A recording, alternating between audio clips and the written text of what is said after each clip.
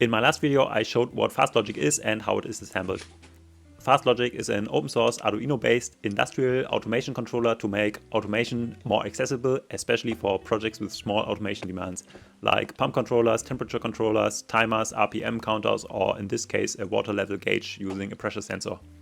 In this video, I will show how to use a fastLOGIC board to measure the remaining water level in our underground cistern.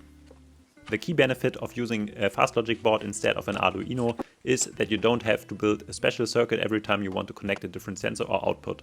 fastLOGIC provides two relay outputs, a display, two LEDs, two 12-volt compatible logic inputs, a DS18B20 temperature sensor input, button inputs, two analog inputs for 0 to 5 volts, and one I2C interface. One of the analog inputs is shared with the XGZP6847D pressure sensor socket, and this sensor is a low-cost pressure sensor that is available from, for example, AliExpress. You can get these sensors in different pressure ranges, but for this project I need a vacuum sensor to measure the vacuum on the suction line of the water pump.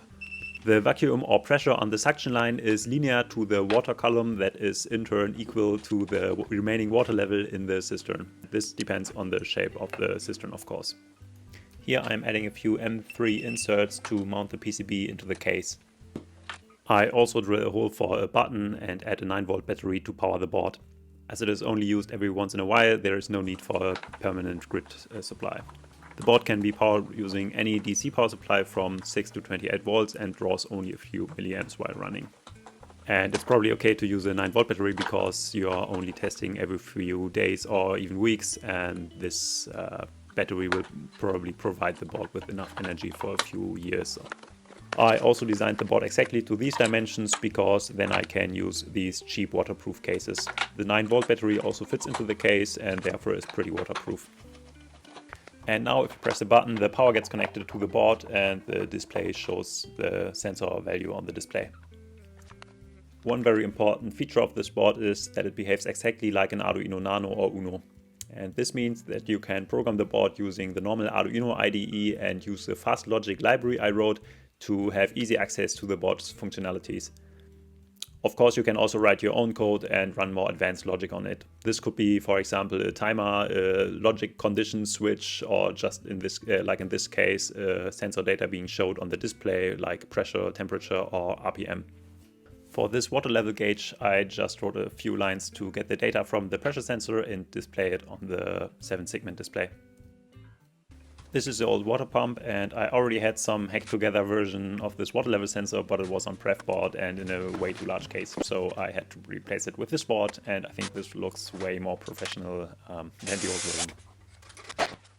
To get the pressure reading to the sensor, I had to drill a small hole in the waterproof case and connect it via a silicone tubing to a pneumatic tubing that is connected to the water inlet line of the pump.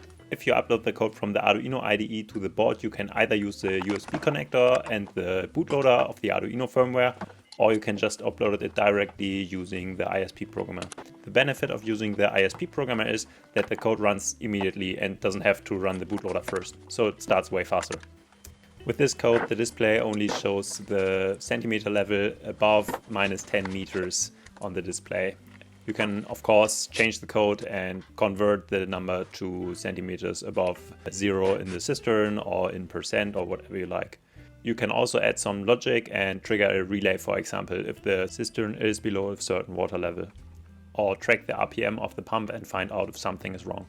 The reason I chose this method to check the water level is because I don't have direct access to the cistern, but you could also use a submergible water pressure sensor to find out the remaining water level. Using this approach, you always have to wait for the pump to run. If you wait too long, some air will leak into the suction line and will make the reading unusable. The reading is also unusable while the pump is running, of course.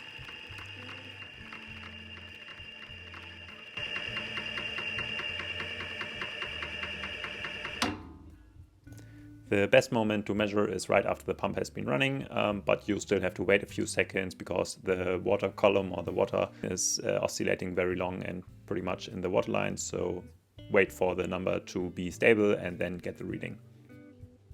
I would say the reading is 928, and this means 1000 minus 928 is 72 centimeters below the sensor. So the cistern is pretty much full, which makes sense because we had a lot of rain in the past weeks. The files are all online on github.com/normie/fastLOGIC, and you can get a copy of this board using a PCB manufacturer like JLC PCB and get them assembled directly. And you only have to order some relays, the display, and some small parts from AliExpress, but everything is listed in the GitHub repository. If you like this kind of content, feel free to leave a like, a subscription, a comment, or whatever. Thank you, bye.